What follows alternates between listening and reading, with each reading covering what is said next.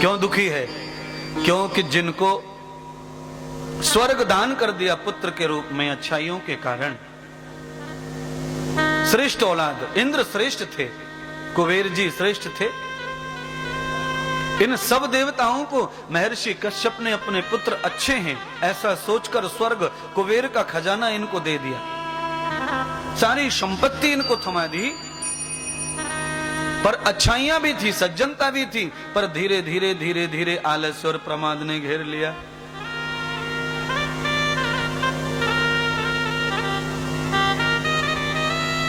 और जो आदमी मेरे पास में आकर के ये कहता है गुरुदेव बहुत आलस्य आता है, नींद बहुत आती है, नींद कम कर दो, आलस्य कम कर दो, मुझे वो व्यक्ति बहुत अच्छा लगता है, बहुत प्रिय लगता है, बहुत सज्जन लगता है, और मैं अवश्य उसको जरूर मार्ग बताता हूँ।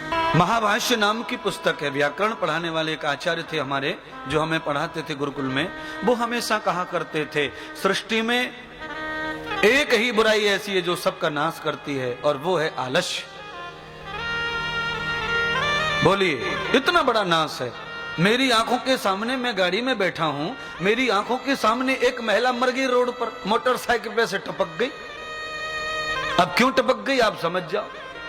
पीछे बैठी थी, पता नहीं कौन सी सब्जी खा के आई थी, तो फर सो गई मोटरसाइकिल पे, और सो गई। पीछे वाले को क्या पता कि सो रही है कि जग रही है। बजनी शरीर था, मोटा ताजी, मेरे सामने गिरी और मेरे सामने मरी। सारी बुराइयों की जड़ आलस्य है महाराज। आप रेलवे स्टेशन पर बैठे गाड़ी का इंतजार करो और ऐसे कुर्सी पर ऐसे ही नींद आ जाए और फिर रेलगाड़ी निकल जाए।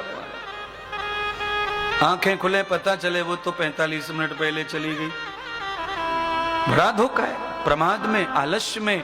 देवता आलसी हो गए, प्रमादी हो गए, क्योंकि जिनको दूसरों के हाथों से सेवा लेने की आदत हो जाती है वो कभी उन्नति नहीं करते,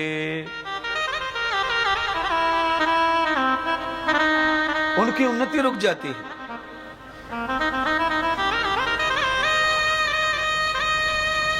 इसलिए हर धनवान की तीसरी पीढ़ी में गरीबी आना प्रारंभ हो जाता है,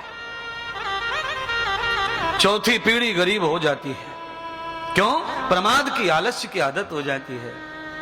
1 बजे 2 बजे सोना, सुबह 9 बजे 11 बजे उठना, ये तो धनवानों की चरित्र है।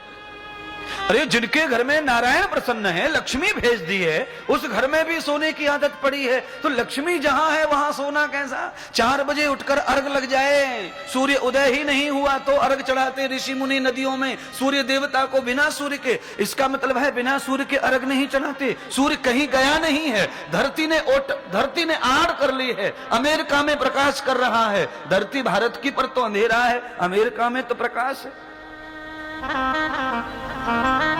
24 घंटे में जब चाहे तब सूर्य को अर्घ चढ़ा सकते हैं। सूर्य साक्षी दिख रहा है तब अर्घ चढ़ाने से कोई ज्यादा फल नहीं मिलता है। जब सूर्य दिख रहा है तब पानी चढ़ाने से फल नहीं परिणाम मिलता है। आंखों की रोशनी अच्छी हो जाती है, आई साइड वीक कम हो जाती हैं, आंखों में चश्मा उतर जाता है, नंबर कम हो जाते हैं। उगते हुए सूर्य को